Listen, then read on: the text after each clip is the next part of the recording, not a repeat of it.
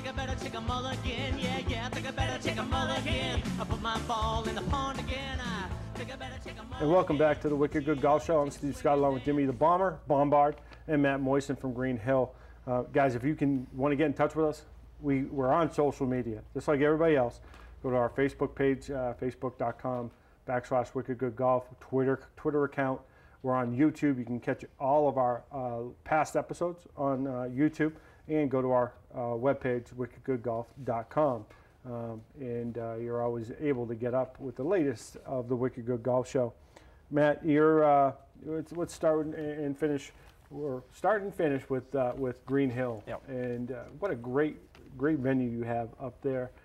A gem in the city, and one that I think people don't necessarily take it full advantage of. Yeah, it's an awesome place. It's been there since 1929. Actually, we retooled our website this year, and I added the golf course history on there. So if you have any history buffs, it's to me it's a fascinating place. But it's best place in the city. Slightly biased opinion. No, Slightly biased.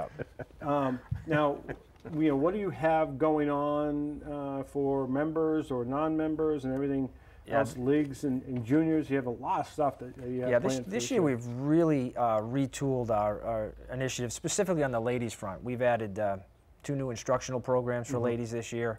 They sold out in minutes. We had 2 new lady golf leagues forming. One of them is specifically designed for newer golfers, and the phone rings off the hook. Bomber's probably got this, it's the same thing. Geez, I just started playing. There's no venue for them, and so we've created that, and we're infusing. Spots open for people? We sold out. We sold out in literally minutes. We had a big registration meeting and a registration window that opened. We're doing a lot of online registration for everything at the golf course this year, and there was so many people interested. It sold out. I feel bad because it's a great concept. We really can't do everybody, but we're taking our instructional class and we're infusing them into our golf league class with some play nights and things like that. So there's Jimmy and I were talking about mentoring programs, and this is going to hopefully be a nice seamless event. Now you also have juniors that you're trying to yeah. My son had taken a junior league a long time ago. Yeah. First off, our junior membership's $100. Play all summer. It's the minivan parade. Mom's kicking the kids out all summer. Yeah, exactly. Uncle Matty, yes. Yeah, we should get babysitting money sometimes. But we certainly have our Danny Rossetti Junior Golf Camp, which is named after one of our original golf campers years ago. That's 3rd week of July. Again, we'll have an online registration component. Last year's program was about 9 minutes, filled up, 125 kids. It's all free of charge. Wow. That's incredible. I went up there and just helped him out. I've never seen anything like it. It's quite a thing he does. Volunteers. Now there's something about the Daniel Rossetti, thing. Yeah. He was a golfer. Danny was when I first came to Green Hill about 17 years ago. We started up this junior golf program, and him and his little brothers. They were these little snotty-nosed kids that came to the camp, and every year he was there, and we got to know him. We got him his first job. He worked at the golf course. He ended up working for Kettlebrook at some point in time. He did some stuff with Callaway. He died in a car crash. And, Steve, you and I were talking earlier, up on the second hole of the golf course, which is the highest spot.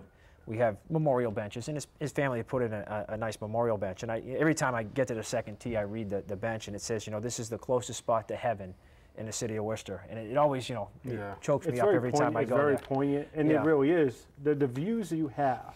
Yep. Both of looking out into Boylston, Shrewsbury, Clinton, that area, off of the second tee, looking out that way, and then the pond that you have.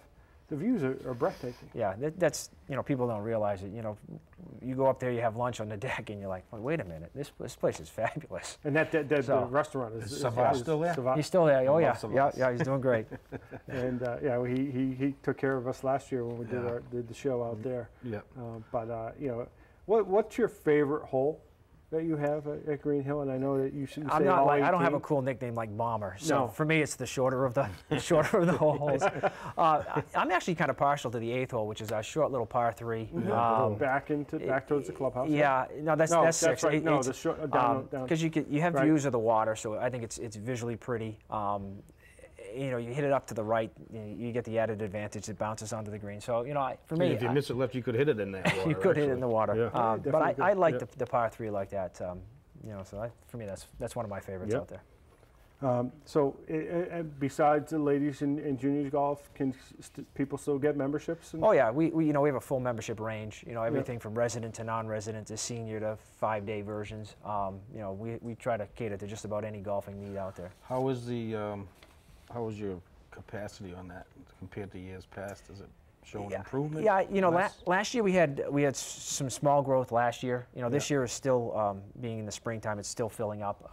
Anecdotally, I think we're going to be a little bit above last year. So there's some growth there. It's not overwhelming, but there's some growth there. Yeah, we're always trying to get a pulse on where the golf industry is coming back and seeing it grow, and you think it does grow. So we got 2 minutes left, and I promised everybody a little bit of whether or not you thought Tiger Woods should have been disqualified or not. And before I get to that, how they can go to greenhillgolfcourse.com? Or GreenHillGC. greenhillgc.com to get all the information on Green Hill. But Tiger Woods? Yep. Disqualified or not? I think he should be disqualified because he misunderstood, in my opinion, he misunderstood how he played the rule, and the exemptions put in for the television coverage. 33-7. 33-7.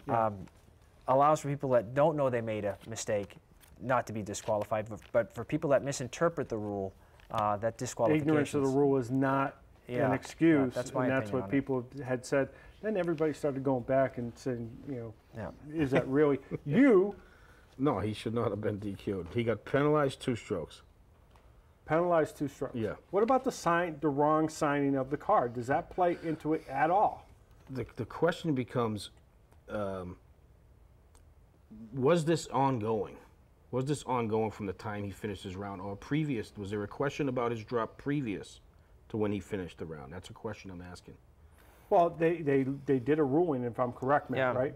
My understanding is they looked at it right away and determined that it was okay, and it wasn't until Tiger he made his statements. In his statement said, hey, I took it back an extra 2 or 3 yards.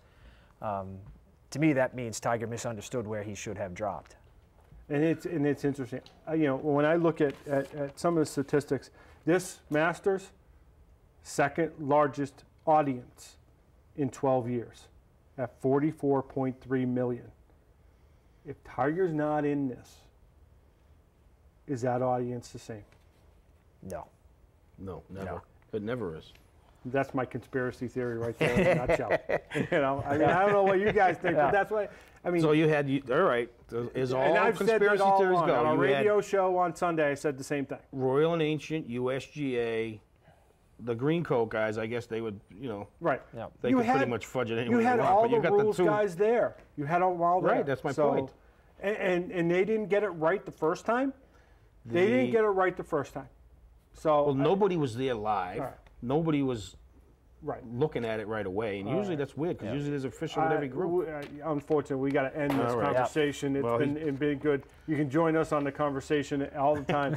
Facebook.com. And this is a layup compared to the other controversies, by the way. Oh yeah, we go round and round on this. All right, thanks for joining us on the Wicked Good Golf Show. Next week, I don't know who we'll have. We'll have something else going on, but it's always a good thing for Bomber and I to be here talking golf. Hey, and as always, what do we say? Keep hitting them straight. Keep hitting them straight, everybody.